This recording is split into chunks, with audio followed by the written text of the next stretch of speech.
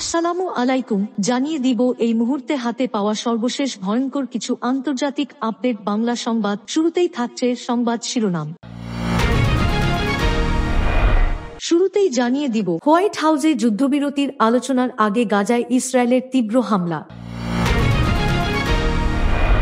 জানিয়ে দিব ইরান যুদ্ধ গাজায় জিম্মি মুক্তির পথ খুলে দিয়েছে নেতানিয়াহু। এরপর রয়েছে যুক্তরাষ্ট্রে ফাঁদ পেতে দমকল কর্মীদের ওপর হামলা, নিহত 2। সর্বশেষ থাকছে ইসরায়েলি হামলায় নিহত বেড়ে 935। এতক্ষণ শুনছিলেন সংবাদ শিরোনাম, এবার বিস্তারিত। প্রিয় দর্শক, আপনি যদি এই চ্যানেলে নতুন হয়ে থাকেন, ভিডিওটি দেখতে দেখতে চ্যানেলটি সাবস্ক্রাইব করে আমাদের সাথেই থাকুন। হোয়াইট হাউসে যুদ্ধবিরতির আলোচনার আগে গাজায় ইসরায়েলের তীব্র হামলা। হোয়াইট হাউসে যুদ্ধবিরতির আলোচনা শুরুর আগে গাজার উত্তরে ভয়াবহ বোমাবর্ষণের কথা জানিয়েছেন স্থানীয় ফিলিস্তিনিরা। সোমবার ইসরায়েলি সামরিক বাহিনী নতুন করে সরে যাওয়ার নির্দেশ জারি করার পর গাজা সিটির পূর্বাঞ্চল সহ বিভিন্ন এলাকায় ট্যাঙ্ক ও বিমান হামলা চালানো হয়েছে। ব্রিটিশ বার্তা সংস্থা রয়টার্স এ খবর জানিয়েছে। 60 বছর বয়সী গাজা নগরীর বাসিন্দা সালাহ বলেন, বিস্ফোরণের শব্দ থামছেই না। তারা স্কুল ও ঘরবাড়ি বোমা মেরে উড়িয়ে দিয়েছে, যেন ভূমিকম্প হচ্ছিল। টিভিতে শুনি যুদ্ধবিরতি আসছে, কিন্তু আমাদের আশপাশে শুধু মৃত্যু আর ধ্বংস। স্বাস্থ্য মন্ত্রণালয়ের তথ্য অনুযায়ী সোমবারের হামলায় অন্তত 25 জন নিহত হয়েছেন, যাদের মধ্যে 10 জন জেতুন এলাকায়। বিমান হামলার পাশাপাশি ইসরায়েলি বাহিনী গাজা সিটির জেতুন এলাকায় প্রবেশ করে। পাশাপাশি উত্তরের একাধিক স্কুলে বোমাবর্ষণ চালানো হয়। এসব স্কুলের শত মানুষ আশ্রয় নিয়েছিল। ইসরায়েলি সেনাবাহিনী এ বিষয়ে তাৎক্ষণিক কোনো মন্তব্য না করলেও তাদের দাবি, হামাস যোদ্ধারা সাধারণ মানুষের ভিড়ে লুকিয়ে থাকে। হামাস এ অভিযোগ অস্বীকার করেছে। সোমবার হোয়াইট হাউসে পৌঁছানোর কথা ছিল ইসরায়েলের কৌশল বিষয়ক মন্ত্রী রন ডারমারের। তিনি প্রধানমন্ত্রী নেতানিয়াহুর ঘনিষ্ঠ সহযোগী। সেখানে গাজা যুদ্ধবিরতি, ইরান ও সম্ভাব্য আঞ্চলিক কূটনৈতিক সমঝোতা নিয়ে আলোচনা হওয়ার কথা।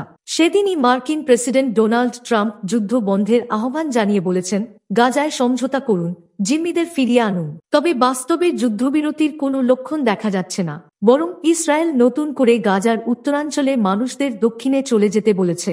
তাদের ভাষ্য, ওই অঞ্চলে আবার হামাস সক্রিয় হয়েছে।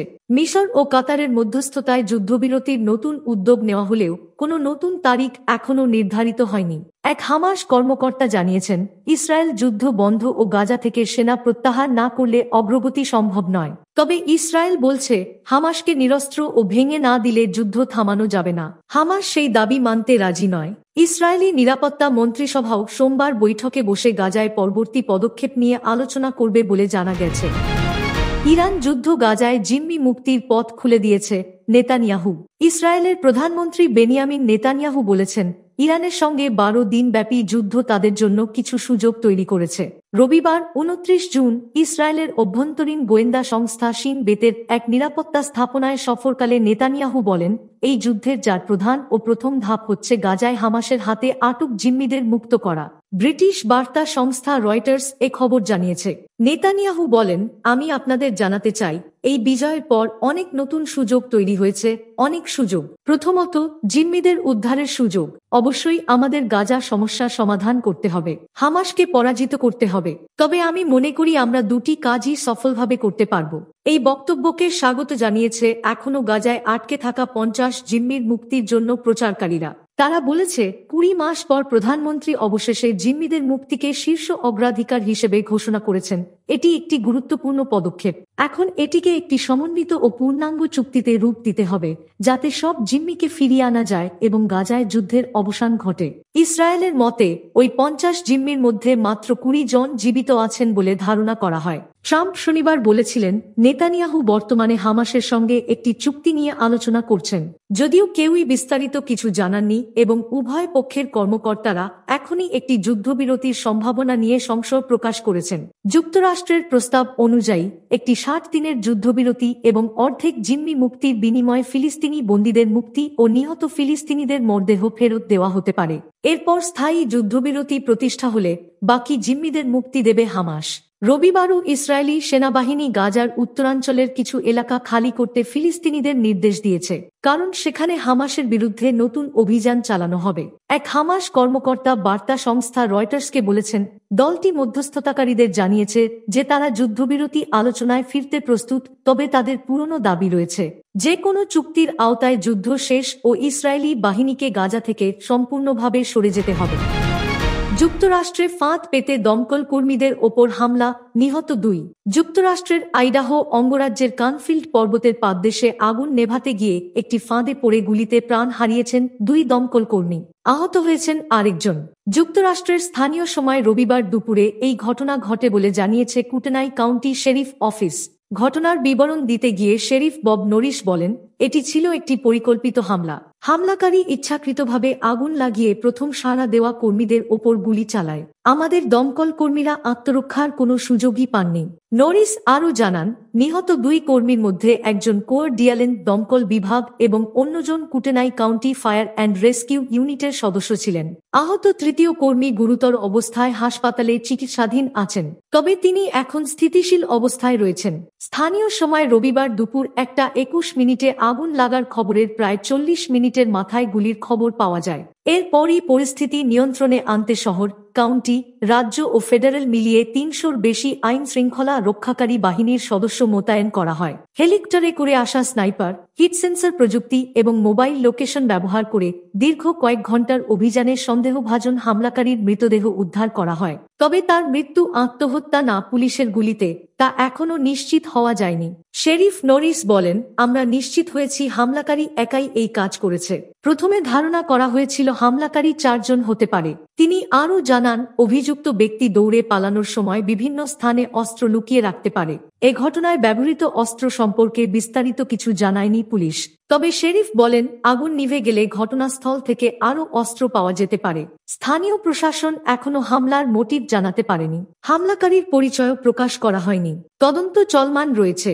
প্রশাসন জনগণকে ঘটনাস্থলের কাছাকাছি না যেতে এবং ড্রোন না ওড়ানোর অনুরোধ জানিয়েছে। ইসরায়েলি হামলায় নিহত বেড়ে 935। ইসরায়েলের সঙ্গে 12 দিনের যুদ্ধে ইরানে নিহতের সংখ্যা বেড়ে 935 জনে দাঁড়িয়েছে। দেশটির বিচার বিভাগের মুখপাত্র সোমবার এক বিবৃতিতে এই তথ্য জানিয়েছেন।